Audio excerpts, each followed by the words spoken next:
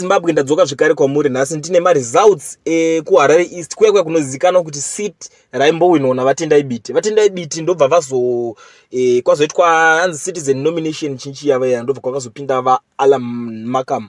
So vaMakam vakabva vazoresigna iko zvinezvi. Pakuresigna mushure mekunge Advocate Nelson Chamisa vachinzi vasiya basa ku CCC, ndobva vati saka hapana need yekuti ndirame ndiri parliament because inini ndinobhilifa muna Advocate Nelson Chamisa. Vakati inini ndinomira nedecision yaAdvocate Nelson Chamisa. So panapa kwakabva kwabudikira independent candidate anoitwa Cheza Ropafadzo Cynthia, ndiye anga ari ikoko achirwisana neuyo anoitwa Kevin Mutambaranyoka, ndiye waaikwikwidzana naye kusiti kuHarare East. So panapa zviri kuitika ndezvekuti uyo Cheza Cynthia akawana 1974 votes, ndo mavhotsi akawana ikoko.